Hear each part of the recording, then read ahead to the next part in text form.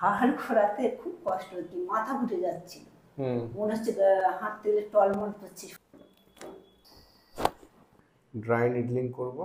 প্রচুর ভালো লাগছে, যেমন মাথাটা খুব ধরেছিল সেটা নেই বললেই মনে হচ্ছে এরকম।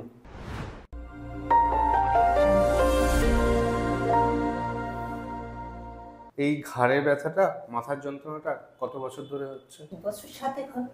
আর ঘাড়ে যন্ত্রণা বছর 2 মতো মানে বেড়ে গেছে 5-6 মাস ধরে।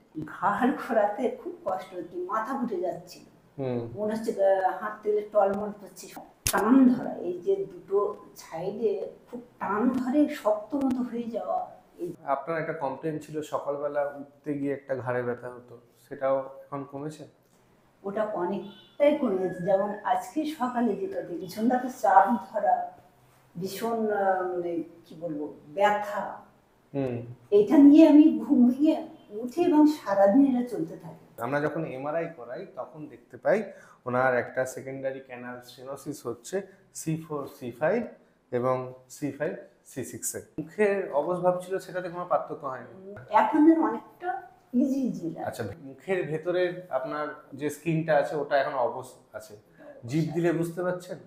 না, জিভ দিয়ে মানে কি করে বোঝেন মুখের অবস্ভাব? অবস্ভাবটা বুঝে এই আমি যখন খাচ্ছি, আচ্ছা, খেতে গেলে খাবারটা যখন মুখের মধ্যে দিচ্ছি, কিছু খাবার যেমন শক্ত জাতীয় খাবারটা মুখের কোনখানটা আছে আমি বুঝতে পারছি না। এবার আমার আঙুল দিয়ে সেটাকে আবার মানে ফিলিংসটা কমে গেছে।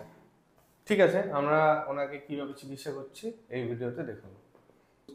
আমরা ডায়াগনোসিস করে দেখেছি ওনার C1 ভার্টিব্রাটা টুয়ার্ডস রাইট সাইডে একটু চলে এসছে। তো আমরা এইভাবে C1টাকে হোল্ড করে একটা ম্যানুয়াল অ্যাডজাস্টমেন্ট করব। Breathe in, breathe out. একটা আওয়াজ শুনতে পেলাম, এখানটা হলো ফার্স্ট রিব যেটা আছে সেটাকে ডাউনওয়ার্ড পুশ করব। একটু উপরে শুয়ে যাবেন। আমরা স্ক্যাপুলার, এটা সুপিরিয়র অ্যাঙ্গেল, আমাদের C7 ভার্টিব্রা, C7 ভার্টিব্রার পরেই হচ্ছে T1। আমরা এইভাবে ডাউনওয়ার্ড পুশ করব। নিঃশ্বাস নিয়ে ছাড়ুন। এখানেও একটা আওয়াজ শুনতে পাচ্ছেন? বাহ, ভেরি গুড। এই ট্রিটমেন্টটা নিতে কেমন লাগে আপনার?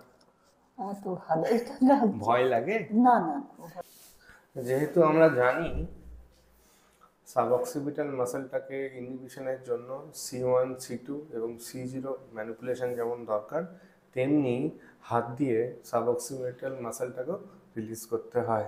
সেই জন্য সাবঅক্সিপিটাল মাসলটাকে আমরা এইভাবে হাত দিয়ে রিলিজ করছি। C0 C1 এবং C2 ভার্টিব্রাতে ম্যানিপুলেশন খুবই দরকার। উইদাউট ম্যানিপুলেশন শুধু মাসলকে রিলিজ করলে সাবঅক্সিপিটাল মাসলটা পুরোটা রিলিজ হবে না, আর পেশেন্টের মাথা ঘোরা অথবা মাথার যন্ত্রণা, সার্ভাইকোজেনিক হেডেক যেটা হয় সেটা কমবে না। তো আমরা এইভাবে কিছুক্ষণ সাবঅক্সিপিটাল মাসলটাকে ইনহিবিট করছি। আমাদের levator স্ক্যাপুলারির origin C1 to C4, তাই লিভেটার স্ক্যাপুলারি ড্রাই নিডলিং খুবই জরুরি।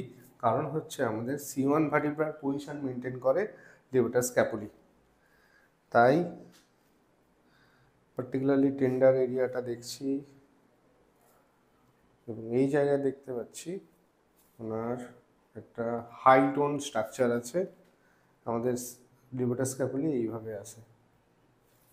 আমি এইভাবে এখানটাকে ড্রাই নিডলিং করব, কিছুক্ষণ এইভাবেই রেখে দেবো।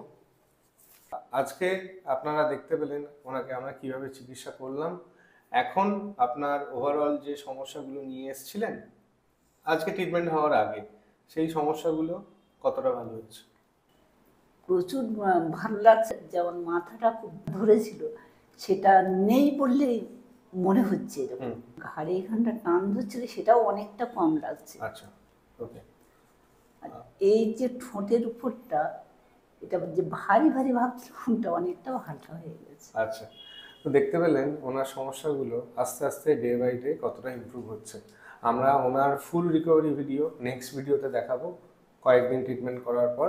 তখন আপনারা দেখতে পাবেন যে এই সমস্যা যদি আপনার হয় তাহলে আপনি যদি এই চিকিৎসাটা করান অনেকটাই তাড়াতাড়ি ভালো হবে। তো thank you for watching this video, by.